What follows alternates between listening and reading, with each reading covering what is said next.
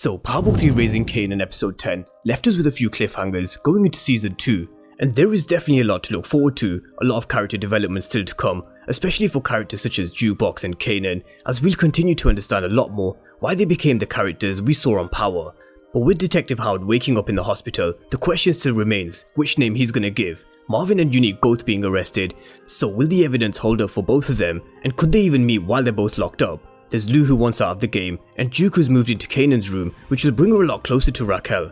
And with Raquel herself, the devil, as we've been describing her over the last few videos, what's her next move, and how will a relationship be with Lou, Kanan, Marvin, Jukebox, and Symphony as well? So we're going to be breaking down everything to expect for all of our characters in season 2, as well as looking at the timeline and the potential release date for the next season. But of course, if you're new to the channel and you haven't done so already, then remember to smash the subscribe button if you want to see everything Power Book 3 and Power Universe related. But let's start with the timeline and the release date for season 2. And at the moment they are filming season 2, and the last time there was an update on Instagram, which wasn't too long ago, they just finished filming episode 3. But with BMF, Power Book 2 Go Season 2 and Power Book 4 Force all coming back to back, the logical guess would be Raising Kanan Season 2 will most likely come in spring or summer next year. But what about the timeline for the show? Now currently we are sitting in 1991, and with everything that went down in episode 10, I really don't think they're going to jump into 1992 straight away, because this is a very big time jump if they do. We have to remember that Detective Howard is dying from cancer and he's up against time already. I can see a small time jump of maybe a few months, but I don't think we're going to jump into 1992 straight away. At some point I do think there could be a time jump, but I think it's a bit too soon for them to do this at the start of season 2, because there is definitely no rush. So that's the potential timeline and the potential release date. So let's get into the character storylines and start with Jukebox. Now this has to be one of my favourite characters of season 1. We saw her going through a roller coaster ride with love, friendship, heartbreak, and most recently we saw her fight between her and Marvin. But at the end of episode 10, with Kanan being sent out of town and Marvin being locked up, it looks as if Juke is going to be moving in with Raquel and moving into Kanan's room, and these are the two characters who really have a strong relationship already, where they share secrets with each other, and with Juke being the character that she already is, and from what we've witnessed from Raquel over the past episode or two, you start to paint the picture as to why Jukebox was so cold-hearted in Power. She definitely would have learned and taken some traits from Raquel. For example, Juke had a complete disregard for life in Power. When she was done with someone, she killed them. For example, what she wanted to do with Tariq.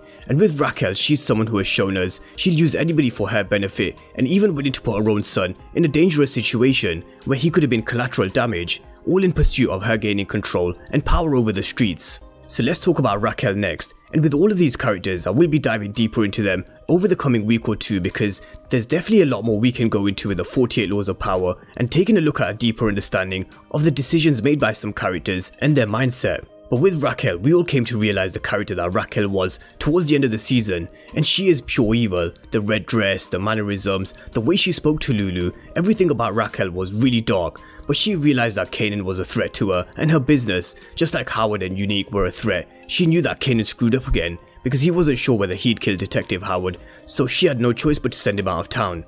But season 2 Raquel can only get worse and darker from here. The cracks have already started to appear with the relationship between her and Lou, and if we were to take it back to episode 6, where she mentioned that she had a vision of Lou taking over the business, where she would then sit back and collect the checks, we can definitely rule that one out after their conversation in episode 10, and this relationship is really close to taking a major dark turn.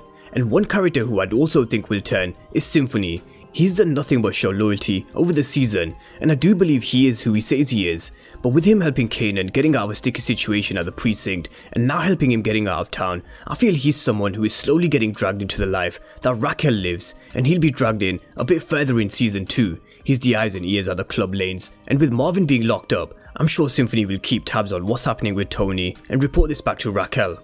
But let's talk all things Marvin, because he really stepped up for his family when they needed him the most. Lou wasn't able to help, and Scrappy is keeping low, which I'm going to come to in just a moment. But Marvin definitely stepped up, and he played his part by planting Unique's jacket at his hotel room. He's definitely a family first kind of guy, and will always remain loyal to his family, although his fight with Jukebox does kind of contradict this from his character description.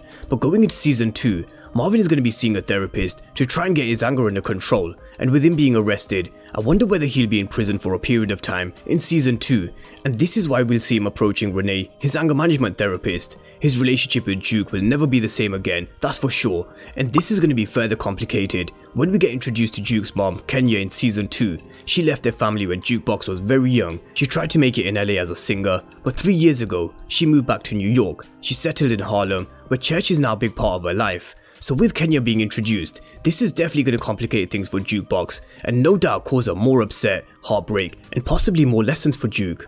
But Marvin may just have a cell buddy if he is in prison, and his name is Unique. Just imagine if these two are in prison together, and with Unique knowing that Raquel and the Thomases set him up with shooting Detective Howard, there's definitely going to be a lot of animosity between the two characters.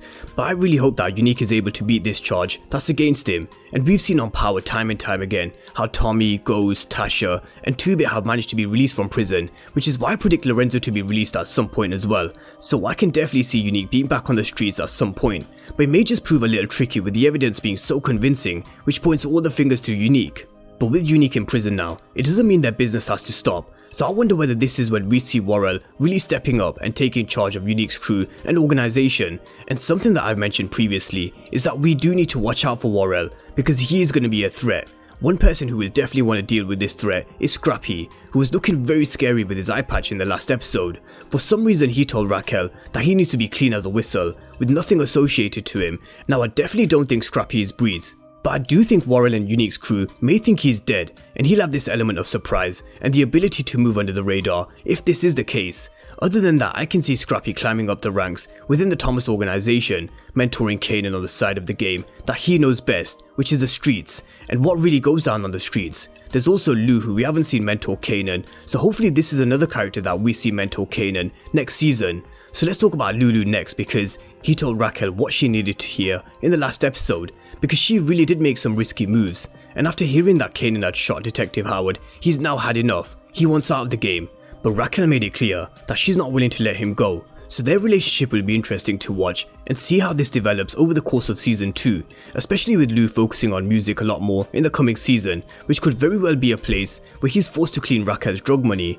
But with music there also comes Famous, and he's someone who has been up to a regular next season. He's someone who's wanted to get into the Thomas family business since he was a kid. We learned this in the very first episode, but what we learned in episode 3 is that he's not built for these streets according to Kanan and Jukebox. But he's someone who will definitely have a part to play in Raquel's organisation, and I'm glad that we're going to be seeing more of Famous, because I really do like his character. And a while ago I did make reference to Kanan naming his son Sean, and I really don't believe it's a coincidence that his best friend's name is Sean as well, so definitely keep that in the back of your minds as we go into season 2. But Detective Howard, he's managed to survive, as we all saw in the last episode, and we know that he's most likely not going to snitch on Kanan, because he is a very cunning character. He's someone who's always looking out for himself, and this has to be his way, where he tries to force Raquel in allowing Kanan to give him this transplant that he needs. And the doctor knows that he has a son, and this is a key detail that can't be overlooked, and she could very well play a part next season with Detective Howard's transplant and recovery.